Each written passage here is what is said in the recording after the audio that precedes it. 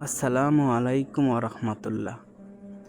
আচ্ছা, আপনার কি কখনো মনে হয় আপনি অনেক পরিশ্রম করছেন, দিন রাত এক করে ফেলছেন, কিন্তু মাস শেষে হাতে কিছুই থাকছে না?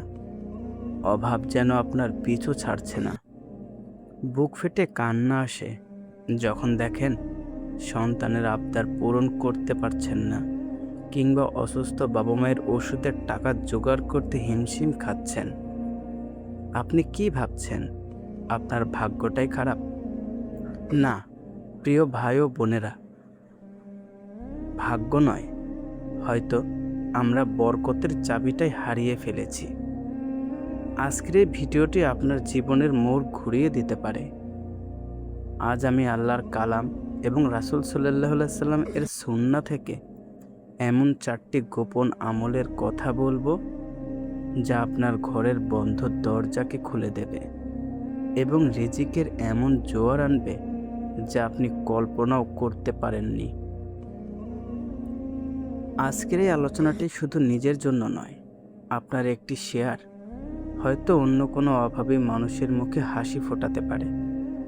তাই সওয়াবের নিয়তে এখনই ভিডিওটি শেয়ার করে দিন। চলুন মূল আলোচনায় যাওয়া যাক। প্রথম আমল, ইস্তেগফারের অলৌকিক শক্তি। আমরা মনে করি টাকা ইনকাম করলেই রিজিক বাড়ে, কিন্তু আমরা ভুলে যাই আমাদের করা গুনাহগুলো আমাদের রিজিককে আটকে দেয়।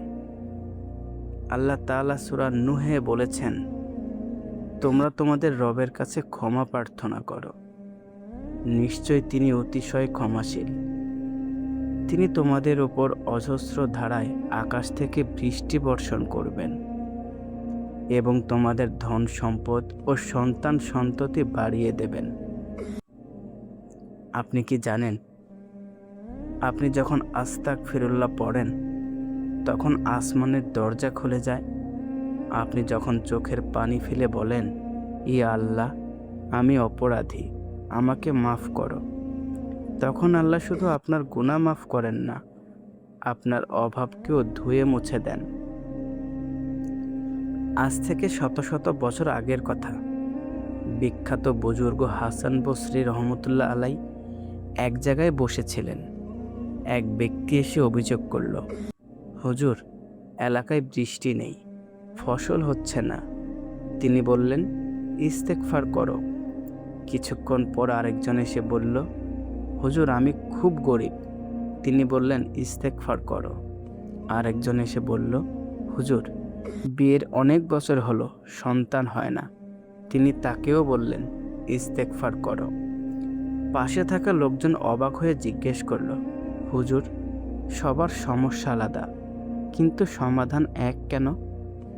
তিনি কোরআনের সেই আয়াত শুনিয়ে দিলেন যেখানে আল্লাহ বলেছেন, ইস্তেগফার করলে আল্লাহ ধন সম্পদ ও সন্তান বাড়িয়ে দেন। দ্বিতীয় আমল, আত্মীয়তার বন্ধন রক্ষা।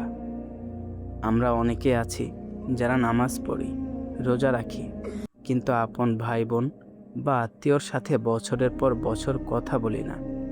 মনে রাখবেন, আত্মীয়তার সম্পর্ক ছিন্নকারীর রিজিক আল্লাহ সংকীর্ণ করে দেন। রাসূল সাল্লাল্লাহু আলাইহি সাল্লাম বলেছেন, যে ব্যক্তি চায় যে তার রিজিক বৃদ্ধি পাক এবং তার আয়ু দীর্ঘ হোক, সে যেন তার আত্মীয়তার বন্ধন রক্ষা করো। বুখারী ও মুসলিম হাদিস। একবার ভাবুন তো, শেষ কবে আপনার ফুপুর খবর নিয়েছেন? শেষ কবে আপনার সে গরিব আত্মীয়কে না জানিয়ে কিছু সাহায্য করেছেন? আমরা বাইরে দান করি মানুষের বাহবা পাওয়ার জন্য, অথচ নিজের ঘরের পাশের আত্মীয় না খেয়ে আছে। আজই ফোন তুলুন, ক্ষমা চেয়ে নিন, দেখবেন আপনার ব্যবসায় বা চাকরিতে বরকত কিভাবে ফিরে আসে। তৃতীয় আমল, তাওয়াক্কুল ও ভোরবেলার বরকত। রিজিকের মালিককে আমরা মুখে বলি আল্লাহ, কিন্তু অন্তরে ভরসা করি আমাদের বসের ওপর বা ব্যবসার ওপর। এখানেই আমাদের ভুল। রাসূল সাল্লাল্লাহু আলাইহি সাল্লাম বলেছেন, তোমরা যদি আল্লাহর ওপর সঠিকভাবে ভরসা করতে, তবে তিনি তোমাদের পাখির মতো রিজিক দিতেন, যারা সকালে খালি পেটে বের হয় আর সন্ধ্যায় ভরা পেটে ফিরে আসে। ভোরবেলার আমল, বরকত থাকে ভোরে। রাসূল সাল্লাল্লাহু আলাইহি সাল্লাম দোয়া করেছেন, হে আল্লাহ, আমার উম্মতের জন্য ভোরবেলার সময়ে বরকত দিন। আপনি যদি দুপুর পর্যন্ত ঘুমান, তবে আপনার রিজিকের বরকত কেড়ে নেওয়া হয়।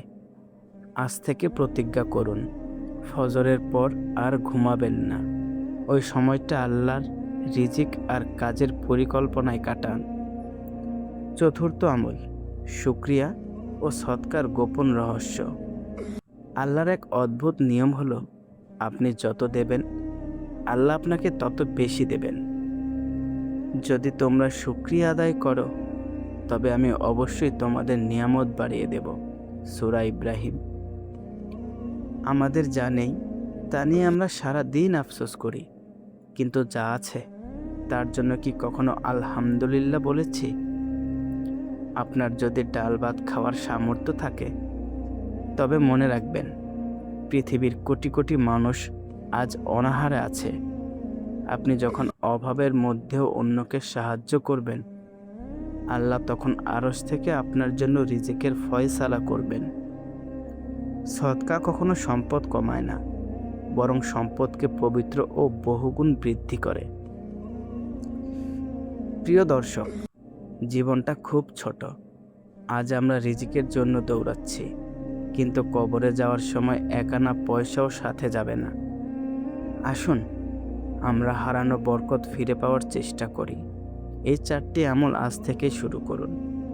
বেশি বেশি ইস্তেগফার, আত্মীয়র সাথে সুসম্পর্ক, ভোরে উঠে কাজ শুরু করা এবং অল্প হলেও সদকা করা। ইয়া আল্লাহ, আমাদের প্রত্যেকের হালাল রিজিকে বরকত দান করুন। আমাদের ঋণগ্রস্ত অবস্থা থেকে মুক্তি দিন। আমাদের হাতকে অন্যের কাছে পেতে হওয়া থেকে রক্ষা করুন। আমিন। ভিডিওটি যদি আপনার মনে সামান্যতম দোলা দিয়ে থাকে, তবে কমেন্টে আলহামদুলিল্লাহ লিখুন এবং আপনার প্রিয়জনদের সাথে শেয়ার করে এই দাওয়াতের কাজে শরীক হন। দেখা হবে পরবর্তী ভিডিওতে ইনশাআল্লাহ। আসসালামু আলাইকুম ওয়া রাহমাতুল্লাহ।